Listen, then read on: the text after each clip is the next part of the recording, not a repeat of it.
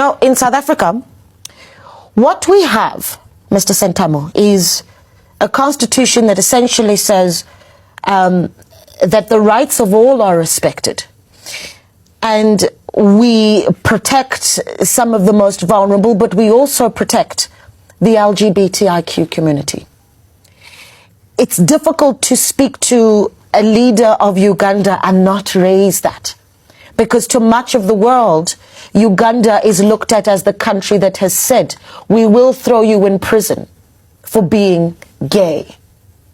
Where do you position yourself in that discussion? There comes the LGBT question again.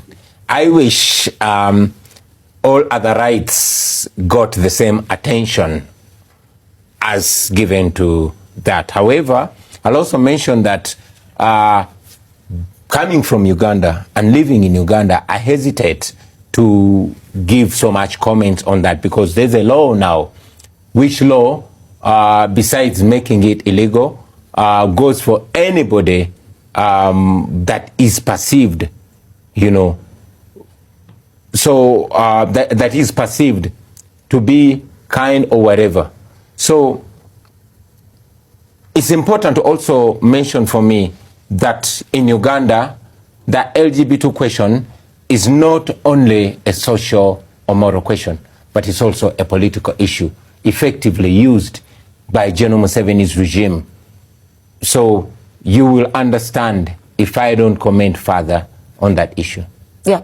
You say that it's, and just, we don't necessarily need to go into it if you can't go into it, but you say that it's a political tool. Yeah. How has it been used? Well, it was first brought up in 2014 by the regime, and it's brought up again, and it's what General Museveni throws up again, throws around again. If he's not throwing out the foreign agent question, claiming that, oh, the opposition in Uganda is sponsored by foreigners, they say, oh, the opposition in Uganda is sponsored by LGBT, etc., etc. So they hope to frame a law and then find a way of squeezing its opponents in that law.